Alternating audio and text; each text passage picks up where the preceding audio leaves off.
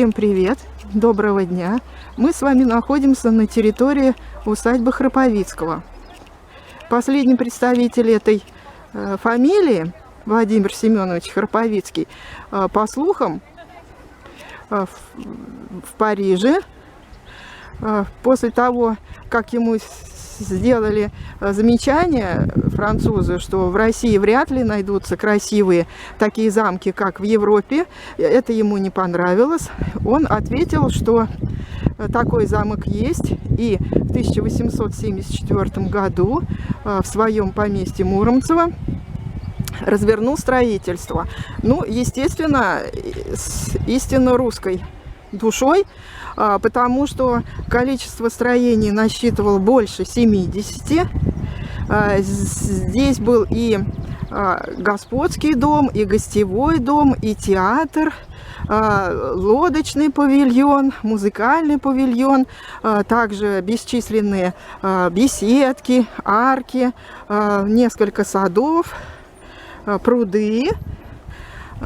То есть и плюс еще хозяйственные постройки типа конюшни, вот, скотного двора. То есть размах был большой. Сам господский дом тоже поражает своим величием, потому что там было более 80 комнат. 80 комнат, причем комнаты эти, по примеру Петергофа, были выдержаны в каком-то стиле. То есть здесь была янтарная комната, оружейная, голубая, розовая, то есть по цвету и по назначению. В планах у него было строительство еще и железные дороги. Естественно, все это строили и украшали постройки, лучшие мастера, использовались лучшие материалы, все это заказывалось у лучших мастеров. Здесь были богатые коллекции, ну, прежде всего, оружия, картин и другие. В 1917 году Владимир Семенович Храповицкий завещал свою усадьбу как бы советской власти в надежде, что все это сохранится, и, как он писал в сопроводительном письме, что, возможно, это будет гордостью не только Владимирского края, но и всей России.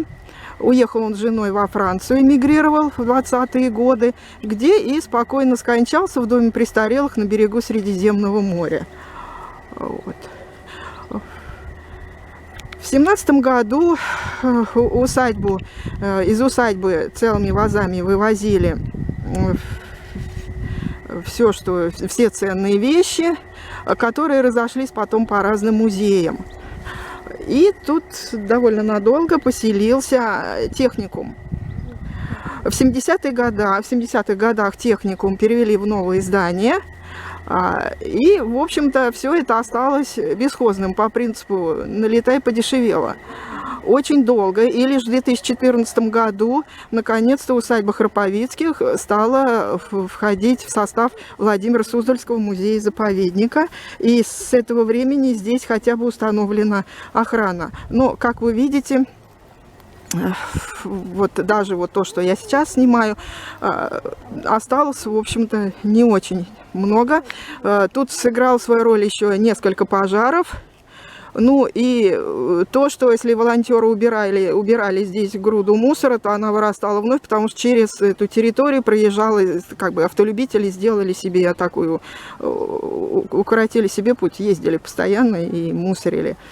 Вот. Ну, в плане, конечно, реставрация усадьбы Храповицких. Но мы сейчас с вами пройдем и посмотрим, вот вокруг обойдем, посмотрим, что осталось.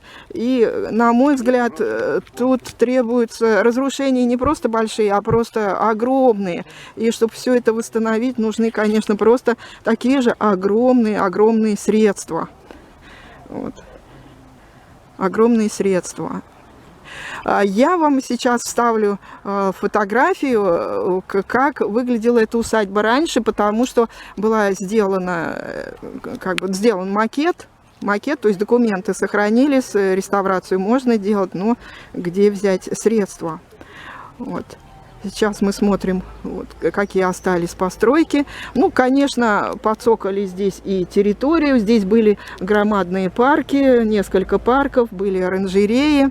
Вот. А мы сейчас с вами попробуем обойти как бы с разных точек. Я вам покажу, что здесь осталось.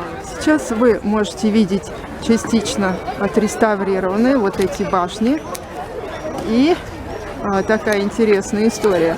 Храповицкий привез своих французских друзей. Привез, интересно, на чем. Здесь был каретный павильон, но там находились автомобили. То есть помимо электричества, водопровода, телефона, в усадьбе были автомобили. Когда они ехали, французы увидели вот шпили этой башенки и говорят: о, у вашего дома такие же башни. На что Храповицкий ответил: нет, это мой скотный двор.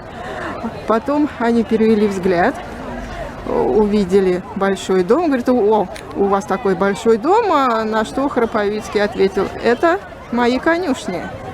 Ну, что на это скажешь? Браво, Храповицкий. Ну, а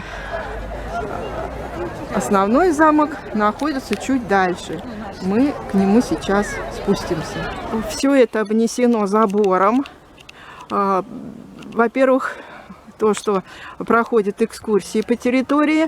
Ну, а во-вторых, это в целях как бы самозащиты, что ли. Потому что все настолько разрушено, что, упаси бог, конечно, но может прилететь какой-нибудь кирпич на память об усадьбе Храповицкого. Ну вот, посмотрите, даже то, что осталось, все это довольно мощно и красиво. Вот такой господский дом в стиле западноевропейских замков. С другой точки господский дом. Я постараюсь убрать забор. Смотрите, какая-то красота. Вот. То есть Храповицкий решил всем доказать, что в России тоже могут быть замки, замки, как в средневековой Европе. Вот это господский дом. Все. На этом мы прощаемся с вами, с усадьбой Владимира Храповицкого. Желаю вам здоровья, успехов, благополучия во всем вам и вашим домочадцам. Подписывайтесь на канал, присоединяйтесь к прогулкам и до встречи!